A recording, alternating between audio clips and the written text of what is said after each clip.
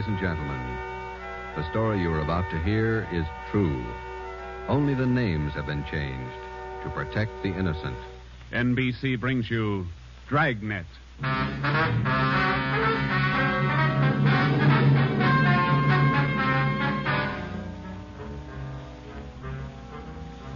You're a detective sergeant. You're assigned to homicide detail. A gang of quick trigger gunmen have moved in on your city. They've given public notice that they'll kill the first cop who tries to take them. You know the risks. Your job, apprehend the suspects. Dragnet, the documented drama of an actual crime, investigated and solved by the men who unrelentingly stand watch on the security of your home, your family, and your life. For the next 30 minutes, in cooperation with the Los Angeles Police Department, you will travel step by step on the side of the law through an actual case, from beginning to end, from crime to punishment. Dragnet is the story of your police force in action.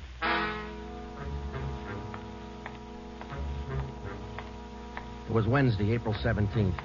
It was warm in Los Angeles. We were working the night watch out of homicide detail. The boss is Ed Backstrand, chief of detectives. My partner's Ben Romero. My name's Friday. I was on the way back from the record bureau. It was 4 minutes to 6 when I got to room 42. Homicide.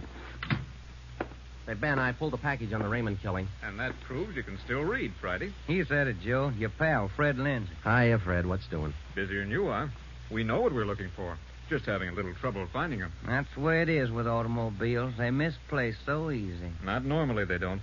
We got a small-size epidemic on our hands. Well, don't let us keep you, Fred. Just ducked in here for a breath of calm air and to invite you to dinner for the last time. The wife and I are still waiting for the first time. How about it, Joe?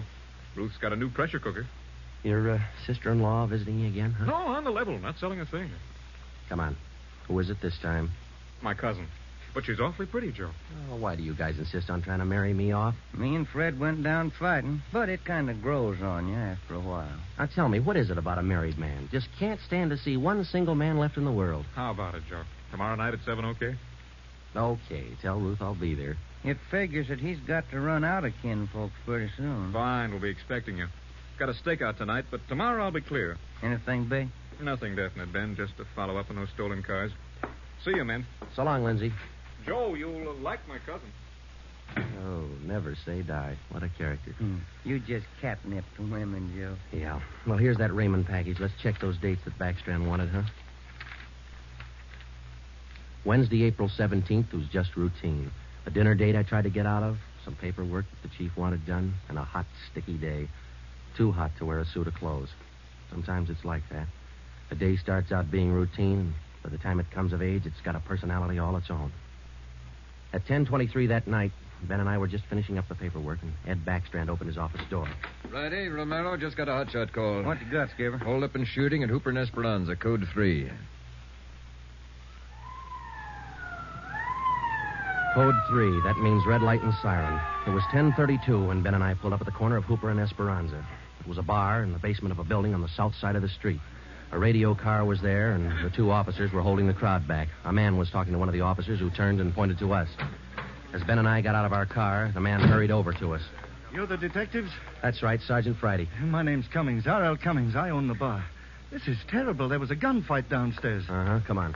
Where's the ambulance? One of the officers in the radio car said we needed the coroner. Did you see the actual shooting? No, I didn't. Here's the fellow that was shot. Oh, there's Jones from the crime lab. Hello, Friday. Romero. Hi, Lee. What do we got here? Pretty bad. Looks like a shotgun. Close range. He really got in the way of it. Ben. Yeah. It's Fred Lindsay. Motor theft. He was on a stakeout, Lee. Tell us about it, Mr. Cummings. You know this fellow, Sergeant? Yeah, we know him. What happened? We had a holdup tonight. 3 men. Yes, go on. Well, business was good, real good. We had a large crowd, and I was happy about that because I've been trying to sell out for a long time now. I've been showing the place to different parties all week long. I had a fellow coming over tonight to take a look at it. What time was that? A little less than an hour ago, about 9:30. I see. Go ahead. It was almost time for this man to show up, so I called Eddie, that's my bartender, and I told him to kind of keep a lookout for the man because I was going back to the office to get the books ready to show. You know how it is when you want to sell a business.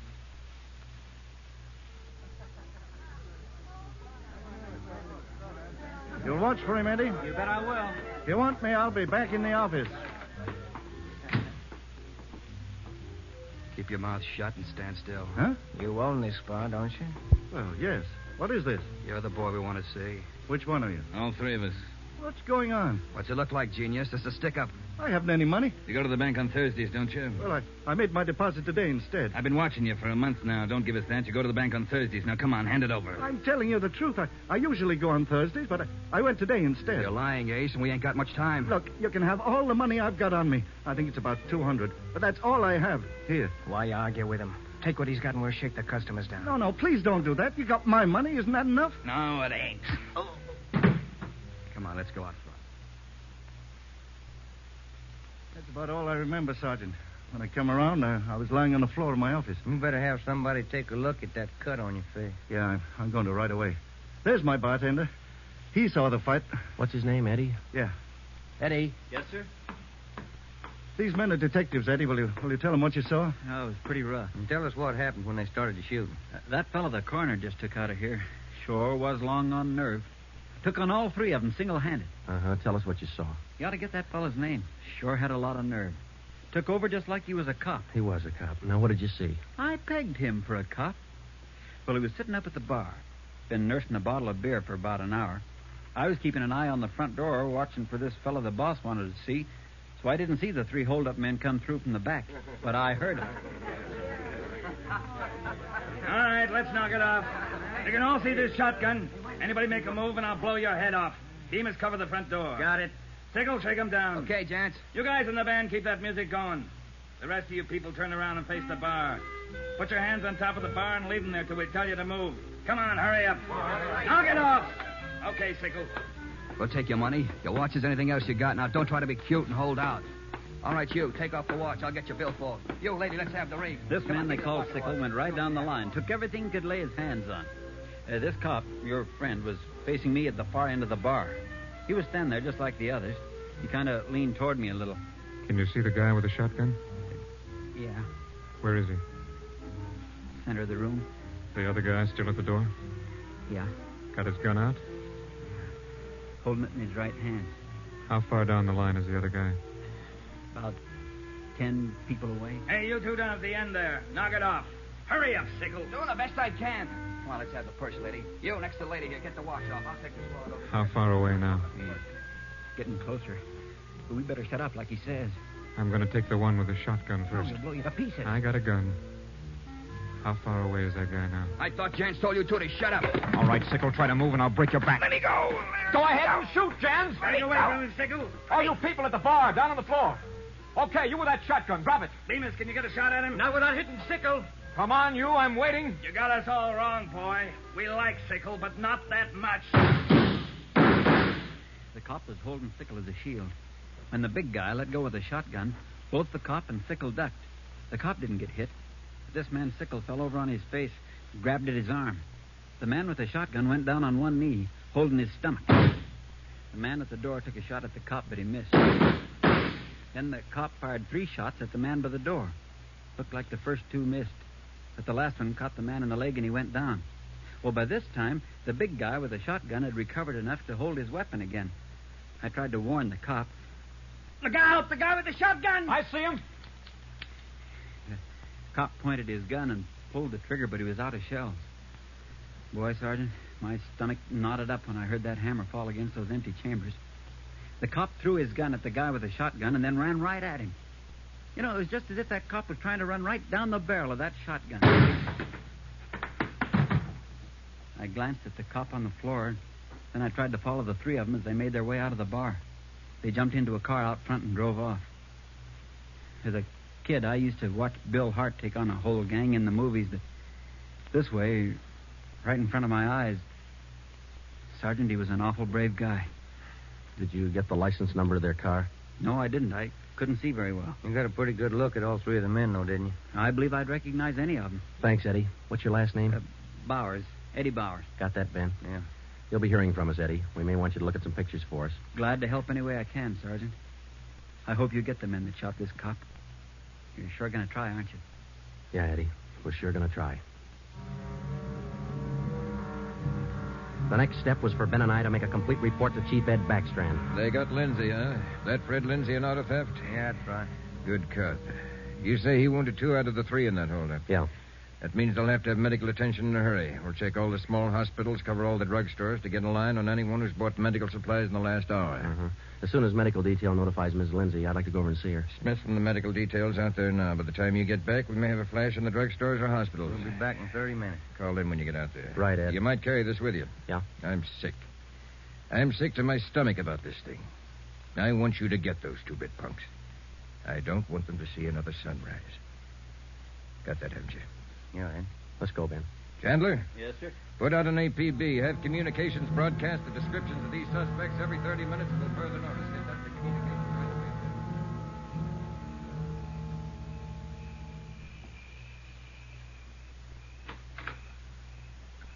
Hello, Joe.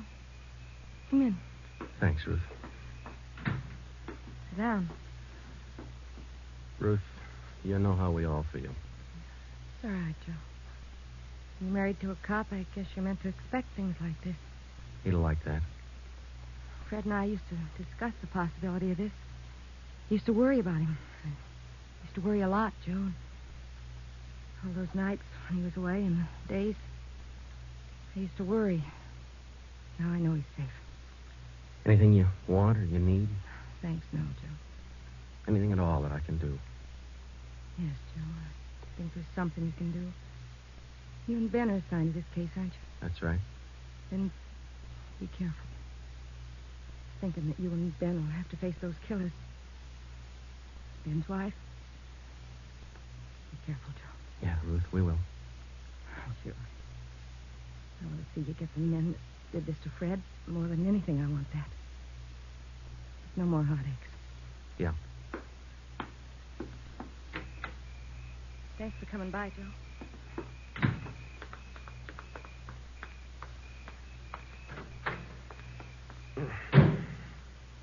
How'd you take it, Joe? Let's go. Joe, how'd she take it? You're married, Ben. You figure it. It was 11:30 when we got back to Central Division. As we walked into the squad room, Backstrand was waiting for us. Righty, we just got our first lead. We've located a druggist who said he sold some medical supplies to a man about 45 minutes ago. There's the address. Pretty close to the scene of the shooting. Hop out and see him right away. The Rex Pharmacy was exactly 14 blocks from the Red Feather Bar where the shooting took place. Rex Pharmacy was like your corner drugstore, complete with apothecary jars and shower curtains. The druggist was the same little man who's been prescribing sulfur and molasses since you were a kid in school. Just about ready to close. What can I do for you, gentlemen? We're from the police department. I've been halfway expecting you fellows. We got a report that you sold some medical supplies to a man about an hour ago. Yes, sir, that's right. It's like I was telling those other officers that were here a while ago. There was something funny about that little fellow. How you mean? Well, for one thing, he came in here sweating quite a bit. Of course, it's a warm night, but he seemed terribly nervous. Anybody with him? No, he was all by himself. What did he buy? Well, it wasn't so much what he bought, but how much. What do you mean? You know how most people buy iodine, a little 10-cent bottle. He bought a couple of pints. Then there was all that gauze and adhesive tape. Bought enough to repair a small army. Cotton, box of swabs. Then he asked me something that made me wonder. What was that? Asked me if I had something to probe with. That's just the way he said it. Something to probe with. I asked him, what do you want to probe for? What'd he say? Said a splinter. I told him a sewing needle would do the trick. He said forget it, and then he paid me and walked out. Uh-huh. Could you describe the man? He's a small man, dark. Like I said, awful nervous. You think you could identify him? Oh, sure I could, if I ever saw him again. Well, did he leave on foot, or was there a car outside? Left in a cab, parked right out in front. Couldn't miss it. Did you happen to take down the license number? Well, no, I didn't. But I did jot down the taxicab number. Would that help? Taking down cab numbers isn't exactly in a druggist's line, but because he had the presence of mind to do that one small thing, we accomplished in 10 minutes what could have well taken as many weeks. Maybe with this small wedge, we could do what Backstrand wanted us to do. Get the killers before another sunrise. Well, it was close to midnight when we stepped into the drugstore phone booth. I called the cab company, got the night supervisor. I gave him the number of the cab, and he checked his location chart. Cab 375 was operating out of a stand at Wilshire and Greenhaven. He was the right driver, and he remembered the fare. Sure, I know who you mean. A little guy seemed in a big hurry. It was a long fare, though. I took him out to Inglewood. Wait till I check my log sheet. I'll give you the exact address.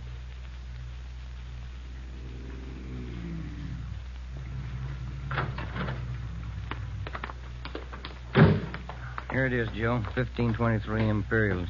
The room and half. Yeah, come on. We'll check with the landlady.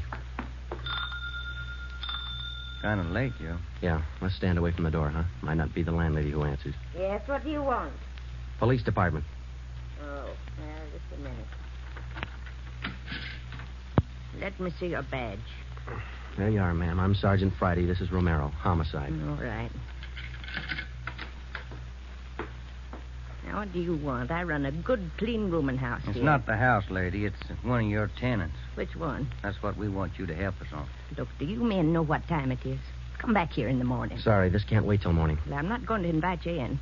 We'll talk right here on the porch and keep your voices down. My tenants work during the day. Whatever you say, ma'am. Now, what is it you want to know? We're looking for a small, dark man. Well, I got 3 here. Could fit that description. No, he came in late tonight, about 45 minutes ago. I wouldn't know about that. I don't spy on my people. This is very important. You'll have to keep your voices down. Sorry. He's dark and he's small. Oh, I didn't just say he was dark. You must mean Mr. Tyndall. What's he done? What's his room number? He's in room 10, but I can't allow you to tramp up and down the stairs at this hour. You'll wake all my roomers. We'll be as quiet as he wants us to be. Now, what do you mean by that? Is there going to be trouble? I don't know, lady. Where do we find number 10? The end of the hall, last room on the right, and keep your voices down. If you'll just wait in your room, lady, we'll call you for want you. Okay, here we are. Now keep the door clear, Ben. We might have trouble. Think they all in there? We'll know in a minute.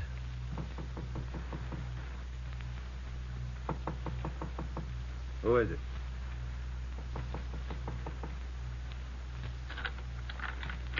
What do you want? Police department. I'll try this closet, Joe. What do you want with me? What are you looking for? Closet's empty. What'd you say your name was? Tyndall, Bob Tyndall. New name, but same face, huh, Joe? Yeah, how long you been out of jail, Tenny? My name ain't Tenney, it's Tyndall. Your name's not Tyndall, it's Sam Tenney. We sent you up on a robbery charge 4 years ago. Now, isn't that right, Tenny? No, it's not right. You got the wrong man. I never been in jail. Yes, you have, because we sent you there. Now, come on. Who'd you buy the medical supplies for? I don't know what you're talking about. Look, Tenny, it's a hot night and it's late, so let's cut out the smart talk, huh? Who'd you buy those medical supplies for? Tenny, look, you're a 2-time loser right now. Who are you shielding? You got nothing on me. I ain't done a thing. We can prove that you bought those supplies tonight, and it can go kind of hard on you. So let's open up. I haven't been out of this room all night long. We got a druggist and a cab driver who will make a liar out of you. I still don't know a thing. That cab driver hauled you home here 45 minutes ago. Where were you? I was out on a date. Is that who you bought the medicine for? Ben, call the druggist and get that cab driver. We'll take Tenny downtown. All right. All I did was buy the bandages and stuff. I got nothing else to do with this. Who'd you buy the stuff for? Now, you know everything else. You figure it. Oh, now, look, punk. We know there were 3 of them. One of them killed a cop. We're going to get to him, and Tenny, you're not going to stand in our way. He killed somebody. He didn't tell me that. Who didn't tell you? I don't want any part of murder. I'm going to tell you who it was, but I'm clean. I got nothing to do with it. I was trying to help him out of a jam. Who were you trying to help? It was Roy Bemis, Charlie Sickle, and Red Jans. They didn't tell me nothing about murder. Well, why'd you help? They offered me a pretty good piece of change to run an errand for them. You know I got paid for. That's all I had to do with it. Where did you deliver those medical supplies? I have to tell you that. I'm afraid of Jans. He's awful free with that shotgun. We'll give you protection. Now, where are they? Can I go to jail till you get them? You'll get protection. Give us the address. It's an apartment house. Just around the corner from here. The Blue Eagle. We took Sam Tenney down to Central Division with us. On the way downtown, he told us that Red Jantz and the other 2 had their room at the Blue Eagle barricaded. Tenney said that they told him that they'd kill the first cop who tried to take them. Well, we knew they were wounded. He told us that Sickle had an arm wound, Bemis got it in the leg, and Jantz had a slug in his side. We figured they'd be weak from the loss of blood, and we could take them easy. You'll never take those guys easy.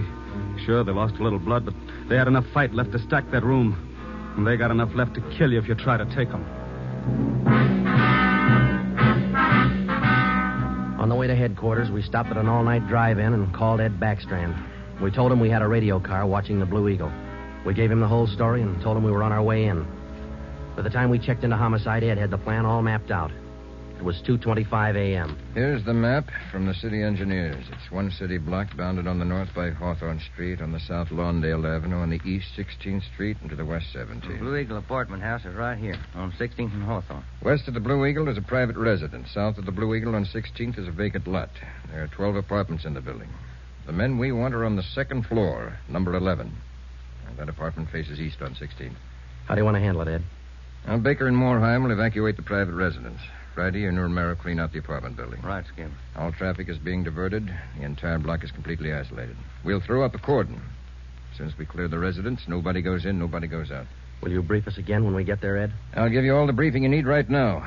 Get this. These guys have already killed a cop. I don't want to lose any more. You know they're heavily armed and they're desperate. Have the men draw shotguns, tear gas, and Tommy guns. I'll take care of that, Skipper. All right. Now, we're not going in after these punks like tin horn heroes. We're going after them, and we're coming out alive. All of us. What time is it, Friday? 2:37. Not much time till sunup, is it? It was a code 2. That means red light and move fast. Backstrand figured we needed 6 squad cars, 4 men to a car, the police public address truck, ambulance, and floodlights. Ben checked out the weapons to the men, and by 2:46, we pulled out of the Central Division garage. We slid into the area at 3:20 a.m. The 6 squad cars and the public address truck took up their positions.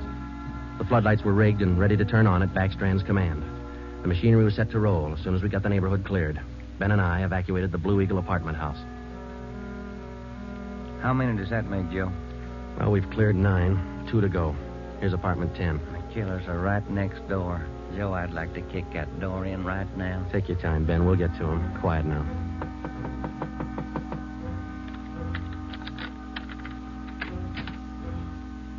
What is it? Police department. May we come in? Yeah, of course. What's the trouble? No trouble. We're evacuating the building. Now, we'll have to ask you to leave by the back door. We'll notify you when to return. Please leave quietly and lock your door. What's going on? No time to explain. Thank you very much for your cooperation. Okay, now, we'll skip 11 and go to 12. Yeah.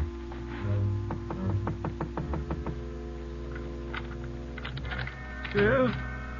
Who are you? Police department. Can we come in? Sorry to disturb you at this hour. We're evacuating the building. Please hurry and leave quietly by the back door. You'll be notified when to return. Lock your door when you leave, thank you. It was 4:10 a.m. Everything was set now.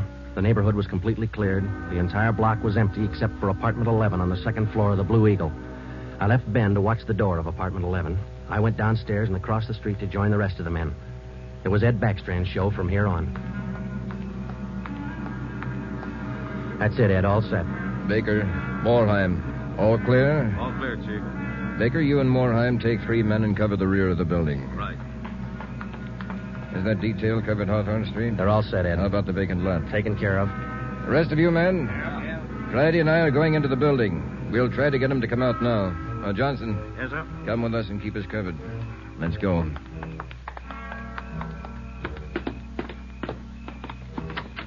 Apartment 11's up at the head of the stairs, Ed. Right. Any action, Romero? Not a thing, Skipper. Keep down, all of you. I'll try to get them out. Gents, Demas, Sickle, you're all alone. The building's clear. Come on out with your hands behind your head. Come on out, gents, or we'll come in and get you. You hear me?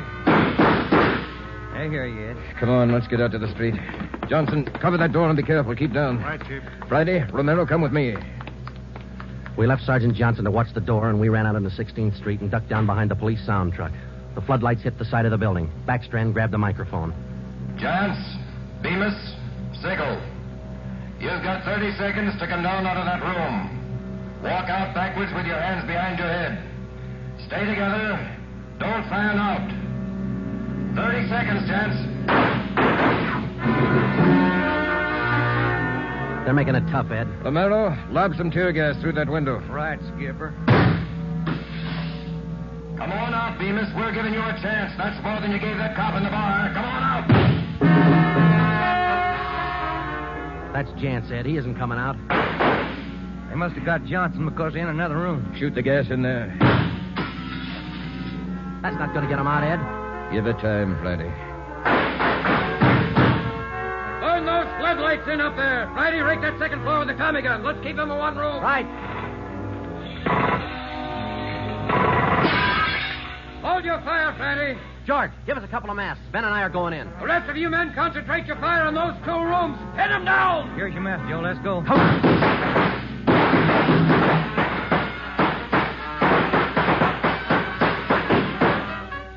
Put that mask on, Ben, and keep down. Yeah, wait a minute. Somebody coming down the inside stairs. Duck, Ben. He's got a gun. I got one, copper. Get out of my way. Stop it, you. You haven't got a chance. I'm coming through, copper. Think I stopped him, Joe. Can you see Johnson? No, it's too much gas in there. All right, you 2 up there. We got one of you. The other 2, come on out.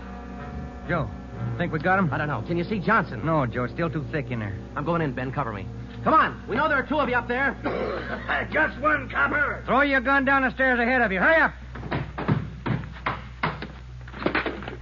Shotgun, Joe. Jance. I see him. I'll take him at the foot of the stairs. All right, I got my hands up. I found Johnson, Ben. All right, Jance, outside. Come on. Move. Put the handcuffs on him, Ben. I'll cover you. How's Johnson? I don't know. Ed, get the ambulance crew over here. Jance, who's this other guy we got? Bemis. How about Sickle? I said just one, didn't I, copper? Never mind the smart talk, Jance. Now just answer the question, huh? Sickle wanted out of it a long time ago, so I let him out. He's upstairs. I let him out the back way. Mean you shot him? He wanted out, didn't he? All right. We'll take him in. Johnson's in the ambulance. I'll see you in the office. Yeah. Right, Skipper.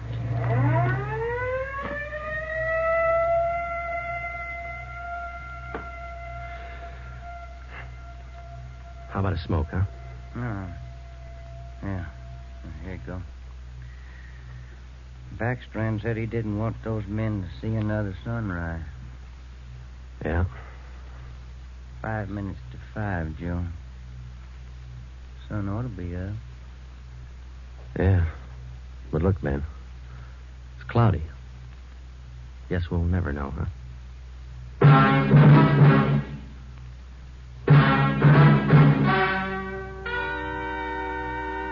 The story you have just heard was true. Only the names were changed to protect the innocent. Edgar Red Jans, the sole survivor, was tried and convicted and sentenced to be put to death in the state penitentiary in the manner prescribed by law.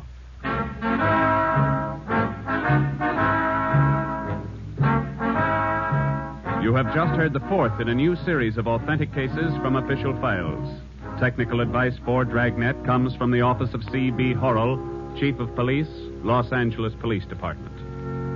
Tonight's program is dedicated to radio car patrolman Forrest E. Sawyer of the Denver, Colorado Police Department, who on the evening of March 8, 1937, gave his life so that yours might be more secure.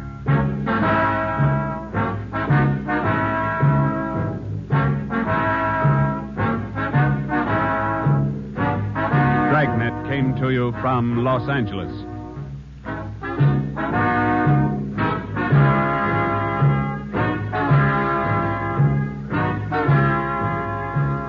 This is NBC, the national broadcasting company.